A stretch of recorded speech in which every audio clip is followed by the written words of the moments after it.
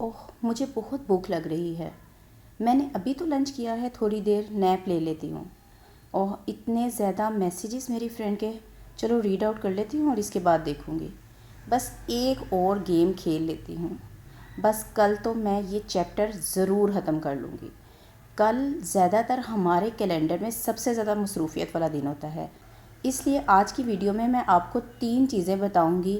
Number 1, Einstein approach to deal with laziness, कि Einstein अपनी laziness को किस तरह से ख़त्म किया। नंबर 2, जिसमें मैं आपको 3 सिंपल तरीके बताऊंगी जिससे आप अपनी लेज़ीनेस को बआसानी ख़त्म कर सकते हैं। नंबर 3, एक बहुत ही आसान फार्मूला बताऊंगी जिससे आप अपनी सुस्ती को ख़त्म कर सकते हैं, क्योंकि अभी तक आप यही सोचते आए हैं कि कल तो मैं ये ज़रूर शुरू करूँगी।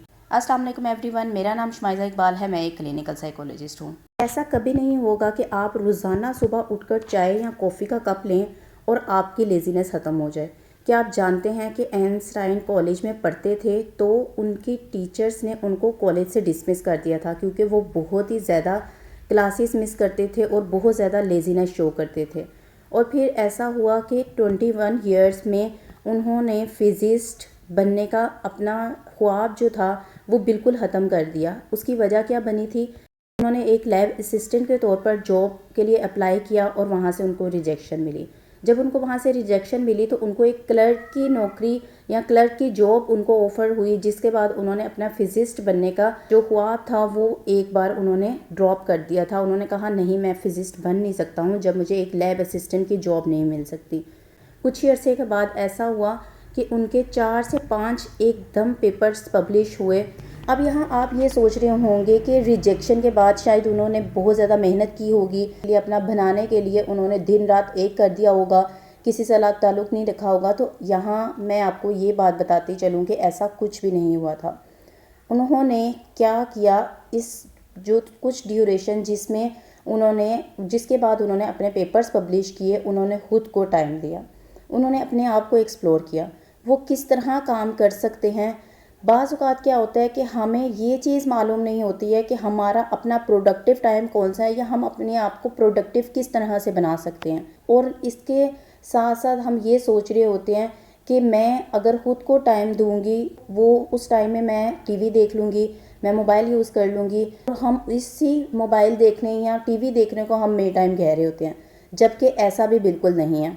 खुद को टाइम देने का मतलब ये होता है कि आप अपना टाइम खुद के साथ गुजारें, खुद को एक्सप्लोर करें, तन्हाई में रहें और फैमिली टाइम बिल्कुल ना लें, और ज़्यादा से ज़्यादा वक्त अपना नेचर में गुजारने की कोशिश करें। खुद को टाइम देने से आप अपने आप को रिफ़्लेक्ट करना सीखते हैं। जितना ज़्यादा आपका मी टाइम प्रोडक्टिव होगा, आप अपने आप को दूसरे कामों में इतना ही ज़्यादा ध्यान दे सकेंगे। इसीलिए ख़ुद के साथ वक्त गुजारें, तन्हाई में वक्त गुजारने की कोशिश करें, और कोशिश करें कि आपका जो तन्हाई का वक्त है वो नेचर एक्सप्लोर करने में गुजरे, ना कि आप टीवी, मोबाइल या इस तरह की कोई भी चीज़ देखने में गुजरें। प्रोडक्टिविटी का मतलब हम अक्सर ये समझ रहे होते हैं कि हमने बहुत ज़्यादा काम किया या बहुत ज़्यादा मल्टीटास्किंग की तो ही हमारा वो वक्त प्रोडक्टिव होगा। तो ऐसा भी नहीं है कि प्रोडक्टिविटी का मतलब आपका मल्टीटास्किंग या बहुत ज़्यादा काम करना है। प्रोडक्टिविटी का मतलब आपका कम वक्त में सही काम करना है। तो यहाँ अगर आप आइंस्टाइन के रूल के मुताबिक अपने आप को लेकर चलें, अपने आप को अगर प्रोडक्टिव बनाना चाहते हैं तो आप खुद को एक्सप्लोर ज़रूर करें, खुद के साथ तन्हाई में वक्त ज़रूर गुजारें, अपने आप को एक्सप्लोर करने के लिए नेचर के साथ वक्त गुजारें। तो आप देखेंगे कि आपका जो प्रोडक्टिव वक्त है वो बहुत जल्दी आप एक्सप्लोर कर लेंगे, और आपको पता लगेगा कि आप किस तरह से प्रोडक्टिव काम कर सकते हैं। नेक्स्ट जो हमने 3 तरीके डिस्कस करने हैं, मैं आपके साथ वो 3 तरीके डिस्कस करूँगी जिससे आप अपनी लेज़ीनेस को ख़त्म कर सकते हैं और आप अपनी स्टडीज़ में बहुत ज़्यादा इम्प्रूवमेंट लेकर आ सकते हैं। जिसमें सबसे पहला तरीका आपका ये है कि 15 मिनट्स रूल। आप जब भी स्टडी करने के लिए बैठें, आप अपने टाइम पीस पर 15 मिनट का अलार्म लगा दें कि ये 15 मिनट मैंने स्टडी करना है, उसके बाद मैंने अपनी बुक्स को वाइंड अप करके आपने वहाँ से उठ जाना है। कोशिश करें जब आप बैठें आपकी बुक्स सामने हो, जैसे ही आप अपने बुक्स टेबल सेट कर लें उसके बाद आप बैठें और 15 मिनट का अलार्म लगाएं। 15 मिनट आपने उसको स्टडी करना है, और उसके बाद आपने 15 मिनट्स के फ़ौरन बाद आपने अपनी बुक साइड पे रख देनी है और आपने वहाँ से उठ जाना है। इससे क्या होगा कि आपका ये जो 15 मिनट्स का टाइम होगा वो बहुत ज़्यादा प्रोडक्टिव होता जाएगा, with the passage of time. जैसे जैसे आप वक्त गुजारेंगे आपको पता होगा कि ये 15 मिनट्स मेरे पास हैं, मैंने इसी में काम करना है और इसी में मैंने इतना काम करना है। वो 15 मिनट्स आपके लिए रीइंफोर्सर के तौर पर काम करेंगे। जैसे जैसे वक्त गुजरता जाएगा आपको पता होगा कि यही मेरे पास प्रोडक्टिव टाइम है, मैंने इसी को गुजारना है, तो आपको एक रीइंफोर्समेंट होगी कि मैंने 15 मिनट तो पढ़ना है, इतना पढ़ के तो मैं अपने आप को फ्रेश भी कर लूँगी इसके बाद, और मैं इसके बाद अपने दूसरे काम भी कर लूँगी। सेकंड जो रूल है उसको, वो ये रूल है कि आप अपना एक को पार्टनर ले लें। को पार्टनर का मतलब ये होता है कि आप अपने किसी फ्रेंड के साथ ऐसा वक्त रखें जिसमें आप अपनी प्रोडक्टिव स्टडी कर सकें। यहाँ सबसे ज़्यादा की रूल ये है कि आपका जो पार्टनर है वो ठीक आपने चूज़ करना है। अगर आपका पार्टनर ठीक नहीं आप चूज़ करेंगी, यही स्टडी आवर्स आपके ख़राब हो जाएंगे। इसलिए ज़रूरी यह है कि ये जो आप को पार्टनर चूज़ करें वो आप बेस्ट चूज़ करें, जिसमें आप जिसके साथ आप स्टडी करके आपको अच्छा महसूस हो। सेकंड, आपको ये लगे कि हाँ मैंने वाकई ही स्टडी किया है। और थर्ड, अगर आपका को पार्टनर अच्छा है और आप स्टडी करने बैठे हैं तो बिलीव मी, आप जो खुद स्टडी करेंगे 5 से 6 घंटे में, वो 2 घंटों में आपका काम को पार्टनर के साथ हो जाएगा। क्योंकि जब आप फ्रेंड्स के साथ मिल के स्टडी करते हैं तो आप डिवीजन करके स्टडी करते हैं। एक इंसान समझा देता है, जो आपको अच्छा आ रहा है वो उसको समझाएंगे, जो उसको अच्छा आ रहा है वो आपको समझाएगा। तो इस तरह आपका ज़्यादा से ज़्यादा सिलेबस कम वक्त में बहुत आसानी से कवर हो जाता है। नेक्स्ट जो रूल है उसको हम कहते हैं डोंट ब्रेक द चेन। इसको हम कैलेंडर रूल भी कहते हैं या कैलेंडर ट्रिक भी कहते हैं।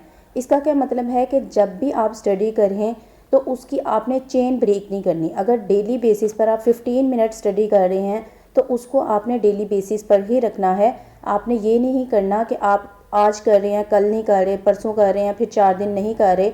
इस वजह से आपने इसके लिए आपने क्या करना है, अपने सामने एक कैलेंडर रखना है और जिस दिन आप ये अपना काम कर लें आप रात में उस कैलेंडर पर उस दिन पर क्रॉस मार्क कर दें, ताकि आपको पता हो कि आपने इस दिन अपना काम कंप्लीट किया था। और वो क्रॉस मार्क आपने काफ़ी भरा सा करना है ताकि दूर से ही आपको उसको देख के मोटिवेशन मिले कि हाँ मैं इतने दिन से अपना कंसिस्टेंसी से एक काम कर रही हूँ। 3 तरीके थे जिससे आप अपने लेज़ीनेस को ख़त्म कर सकते हैं और आप अपने स्टडीज़ को अच्छी तरह से लेकर चल सकते हैं। मैं आपके साथ एक सिंपल फार्मूला शेयर करूँगी जिससे आपकी लेज़ीनेस मज़ीद ख़त्म हो सकती है।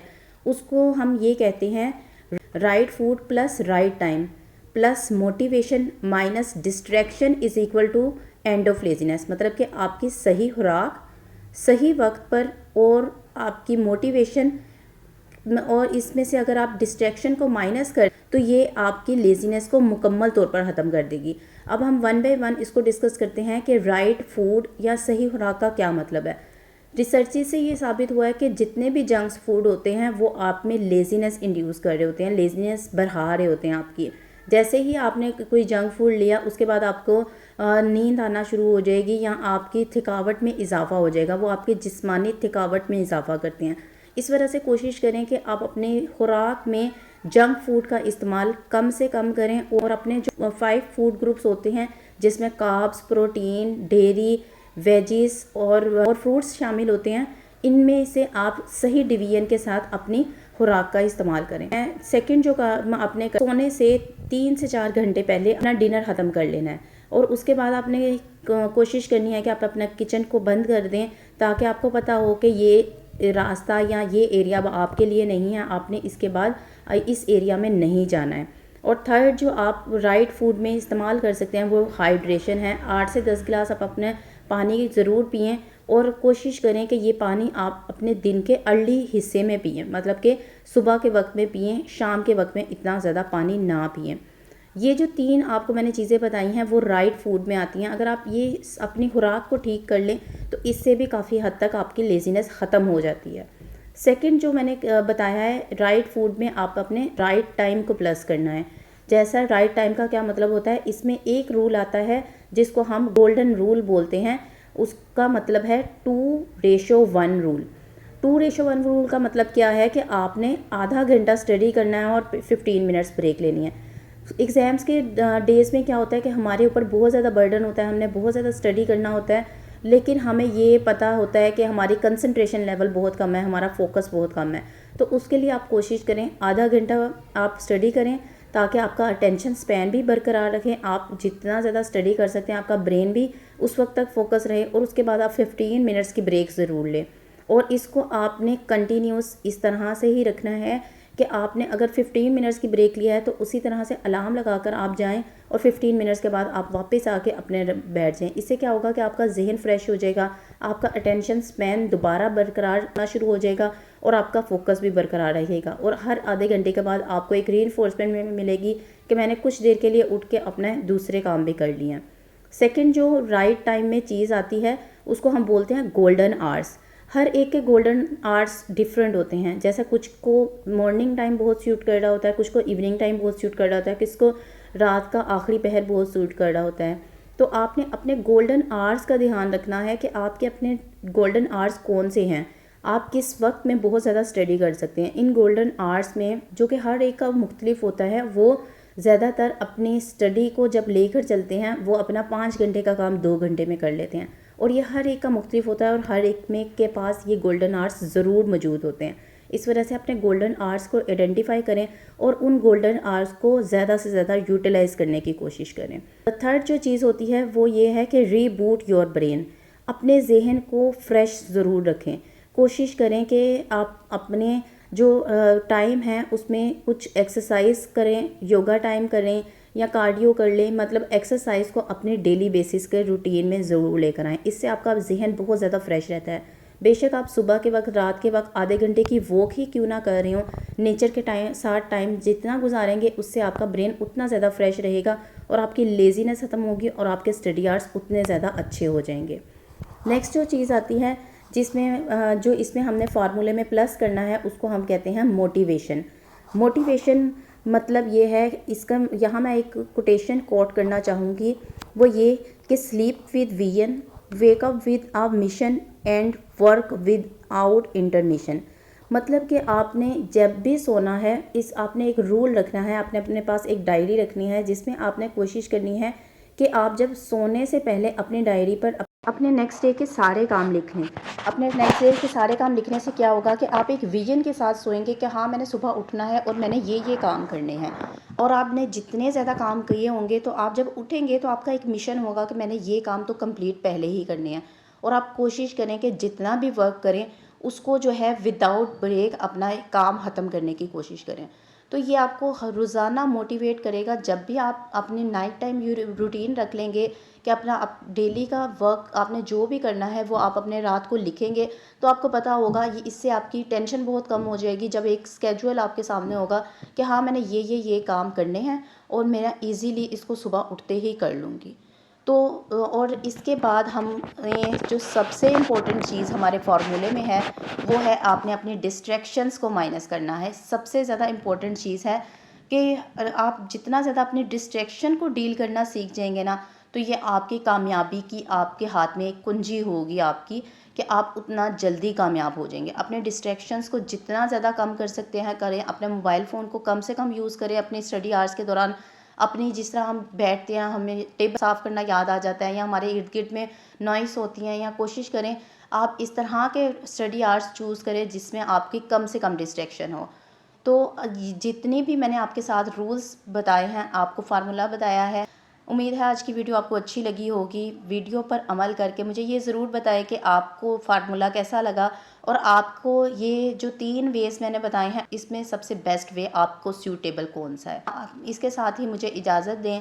अपना बहुत सा ख्याल रखें, मुझे अपनी दुआओं में याद रखिएगा। Take care. अल्लाह हाफिज़।